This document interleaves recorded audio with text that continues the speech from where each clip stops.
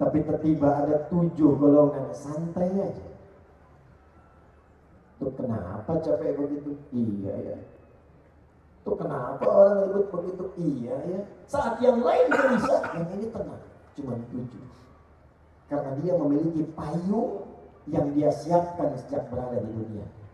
Jangan sampai payungnya mewah, 6 payung hebat, tapi kita tidak memiliki payung saat kembali kepada Allah Subhanahu wa Ta'ala. Ada orang yang menyiapkan payungnya bukan cuma di dunia, tapi payung akhirat yang menaungi dia saat hisab. Siapakah mereka ini? 1. Al-Imamul Adil. 1 siapa? Al-Imamul Adil. Pemimpin yang adil. Sekarang saya fokuskan dulu bagiannya Pak Gub dan Pak Wagub. Pak Danrem, Kapolda, Kejaksaan, Dua Pengadilan Tinggi, masuk bab yang pertama. Ternyata Masya Allah, golongan pertama yang akan dinaungi para pemimpin. Tapi apakah Pak Gub dan Pak Wagub termasuk di dalam? Inilah kehendak Allah yang menjadikan materinya dibahas. Barangkali karena inilah kemudian Allah inginkan gubernur, wakil gubernur, seluruh unsur pimpinan dari Riau ini akan menginspirasi sejak malam hari ini, bukan sekedar memimpin Provinsi Riau, tapi menyiapkan payung besar di akhirat sehingga mendapatkan payung di sisi Rasulullah SAW. Takbir, Allahu Akbar. Kapan itu terjadi? Ketika menjadi imamun adil. Pak Gub mohon izin, Pak Wagub. Di dalam Islam, pemimpin itu istilahnya cuma 1. Kalau bahasa Arab standar, pemimpin sekarang disebut dengan Rais. Presiden, Rais Daulah. Gubernur, Rais Muhafadzah, kadang disebut Hakim. Bupati, Rais Baladiyah, Rais. Tapi dalam istilah Islam, mau ditarik ke Quran, mau dibawa ke hadis, itu diganti istilahnya bukan dengan rais, tapi pokok dasarnya menggunakan kata imam. Apa itu imam? Imam dalam bahasa Arab itu bukan sekedar pemimpin, tapi pemimpin yang mampu mendekatkan yang dipimpinnya dan mengenalkan mereka dengan Allah Subhanahu wa Ta'ala. Pemimpin yang mampu mendekatkan dan mengenalkan yang dipimpinnya dengan Allah Subhanahu wa Ta'ala. 1. Jadi mohon maaf, yang akan ditanya di yaumul hisab bagi Pak Gubernur, bagi Pak Wagub, bagi Bupati, bagi Camat, bagi Lurah, RW, RT, bukan akan ditanya berapa infrastruktur yang sudah kau bangun, berapa kemewahan yang sudah dihadirkan, berapa ketertiban yang sudah diciptakan. Bagus, itu bekal amal soleh. Tapi pertanyaan pertama, dari 6,8 juta rakyat Riau ini, berapa yang sudah kenal dengan Allah Subhanahu wa Ta'ala? Pertanyaan pertama. Jika pemimpinnya muslim, jika pemimpinnya muslim, dan ternyata dengan status imam itu ketika dekat dengan Allah, maka disifati oleh Rasulullah SAW yang kedua, adil, imamun adil, bukan sekedar imam. Kapan imam itu bisa menjadi adil? Disinilah spirit yang bisa kita naungkan di pertemuan malam hari ini. Maka dicontohkan oleh Nabi SAW, kenapa setiap pemimpin saat ini, kalau dia muslim, itu oleh Quran sebelum memimpin diminta cek sholatnya dulu. Ini rahasia. Ada orang-orang pada ingin ikut berjuang. Turun ayat mengatakan, jangan dulu pengen berjuang, betulkan dulu sholatnya. Belajar dulu dalam prinsip sholatnya. Ternyata di antara hikmahnya, saya mau tanya, yang mimpin sholat itu disebut apa? Imam. Bukankah namanya sama? Sholatnya kalau ada imam di belakangnya ada apa ya? Makmum. Ada imam, ada makmum, sifat sholatnya berubah dari sendirian menjadi apa? Jamaah. Allahu Akbar. Tadi Ustaz Taqi sudah memimpin Al-Fatihah. Coba cek ya, saya cek di pelan-pelan. setelah mengatakan ghairil maghdubi 'alaihim waladdallin.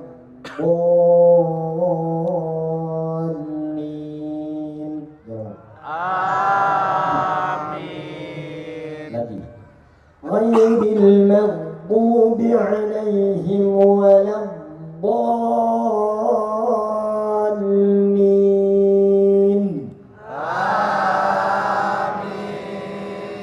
Itulah hebatnya hubungan imam dan makmum. Kompak. Imam suaranya pelan, makmum pelan. Enggak ada imam baca begini. Ghairil maghdubi 'alaihim waladdallin. Amin. Dan ternyata babnya cuma di situ aja, bukan cuma di situ. Dimulai dari sejak akan sholat, calon pemimpin yang hebat kalau benar sholatnya, dibawa kemudian praktek sholat, dibawa hikmahnya, maka hikmah dalam kepemimpinan sholat itu ketika dibawa memimpin masyarakat, itulah yang akan menjadikan masyarakat yang makmur, maju, kompak, pemimpinnya adil, kebijakannya bagus, rakyatnya sejahtera dan makmur. Apa diantaranya? Yuk kita bahas satu-satu. Mari kita lihat. Satu, Bapak Ibu masih ingat yang ikhwan? Kalau Nabi mengajarkan sebelum imam maju itu, maaf, langsung takbir atau nengok ke belakang? Ke belakang. Nengok. Nengoknya formalitas atau ada ketentuan? Ketentuan. Saya maju dikit ya. Izin Pak Bu, boleh? Contoh. Lihat sini. Saya perhatikan imam-imam sekarang kalau mau sholat cuma nengoknya formalitas. Dapatkan luruskan. Ada makmum begitu tuh. Baru kali ini saya imamin dan baik. Lihat sini. Itu dipraktekkan Nabi. Kan ini prinsip imam ini. Dibawa ke tentara nyambung, ke polisi nyambung, ke semua level nyambung. Nabi itu kalau melihat ke belakang begini, itu bukan sekedar mengatakan istau, istaqimu, tidak. Dan itu kalimat boleh menggunakan bahasa lokal, tidak harus pakai bahasa Arab. Adzan bahasa Arab, baca Quran bahasa Arab. Sebab kalau diganti pakai bahasa lokal, hikmahnya nggak nyambung, rasanya nggak enak, ke telinga pedas. Coba lihat, kalau diganti pakai bahasa lokal, adzan, orang Sunda bilang Allahu Akbar, Allahu Akbar. Betawi jawab, Tuhan gua gede, Tuhan gua gede. Nggak ada yang seragam. Yang indah kayak Ustaz Tapi tadi. Allahu Akbar, Allahu Akbar. Quran juga demikian. Makanya ngaji Quran enaknya pakai bahasa Arab. Walaupun suratnya ada terjemahannya, tapi tetap kalau ngobrol pakai Arabnya. Nih, enak mana nih? Lagi mau murojaah surat apa? Semut. Kamu apa? Surat Ma'ma. Semut An-Naml, Ma'ma An-Nisa. Itu si fulan lagi ngapain? Murojaah sapi. Lapor. Nggak enak. Walaupun ada terjemahan, tetap yang enak Arabnya. Nanti saya kasih bocoran ketika masuk Al-Fatihah. Tenang, belum takbir.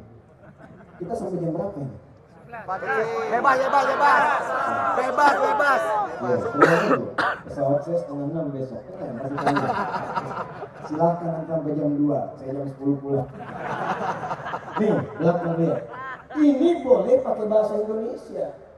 Tidak harus sama dengan di Arab. Istau. Kata makmum udah tahu. Tidak. Istau pun itu diambil dari bahasa Arab. Sawu sufukakum. Pak Ibu tolong rapatkan saat ini. Tenangkan hatinya sebelum sholat. Rasakan mungkin ini sholat terakhir yang kita tunaikan, mungkin wafat dalam keadaan sujud. Enak mana? Yang pertama, yang kedua. Setelah itu baru katakan istau. Waj'alu salatakum salatan muwaddah. Tapi poin yang saya ingin katakan, Nabi lihat siapa yang sholat. Oh, di situ ada orang sepuh yang nggak bisa tahan lama. Di sini ada anak-anak yang lari-lari.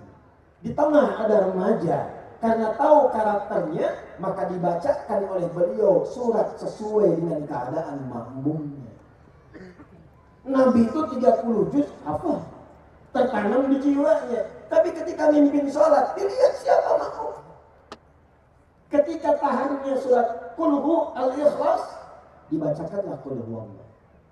Ketika di belakangnya Abdul Rahman bin Auf, Ubay bin Ka'ab, sahabat-sahabat mulia, apalagi orang-orang periwayat qiraat setelah itu, nggak tanggung Al-Baqarah rakaat pertama.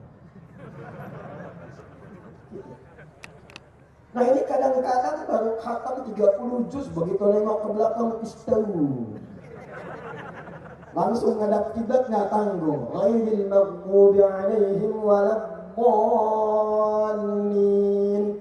Amin. Yasin. Yang mau udah begini. Yang paling nyebelin habis itu Allahu Akbar. Tidak begitu. Maaf saya tanya. Kenal Muaz bin Jabal? Bagus. Kalau kenal saya berhenti pulang tuh. Saya yakin ada jin yang sedang menyamar itu. Kenal Muaz. Muaz itu ngimamin salat Isya, Pak. Izin. Dibacain Al-Baqarah. Baca Al-Baqarah. Begitu singkatnya salam, nengok ke belakang jamaah sudah kosong. Mungkin mentalnya kayak antum tuh. Kayak saya, kayak kita. Nengok kosong. Langsung Muaz komen. Dikira sahabat like, ternyata dislike. Komennya apa? Munafik di jamaah. Karena di antara ciri orang munafik itu malah sholat Isya. Jamaah disebut nifak, langsung protes. Menghadap kepada Rasulullah. Ya Rasulullah, nggak terima Muaz menyebut kamu munafik. Nggak terima Muaz menyebut kami munafik. Dihadirkan oleh Rasulullah, tidak dihukumi langsung, cuma ditanya. Inilah indahnya Nabi. Nabi tidak pernah menjatuhkan stafnya di hadapan khalayak dan tidak pernah merendahkan rakyatnya di hadapan para staf-stafnya. Nabi berkata dengan bijak, kenapa masalahnya? Lantas orang-orang itu berkata, Muaz nggak kira-kira Isya mimpin pakai Baqarah, mainnya Baqarah ya Rasulullah. Rakaat pertama lagi, gimana kami tahan? Baru pulang nanam korma, pulang dari kebun, capek, belum ngapa-ngapain Baqarah. Muaz ditanya, ya Rasulullah, kenapa ente baca Baqarah? Saya kan ikut Nabi. Saya pernah bermakmum di belakang Rasul, ya Rasulullah. Anda bacanya Al-Baqarah. Saya kan ikut Rasulullah. Pintar. Tapi Nabi lebih pintar karena dibimbing oleh wahyu. Kata Rasulullah, Muaz, saya imam, makmumnya ente. Tapi ente imam, makmumnya mereka.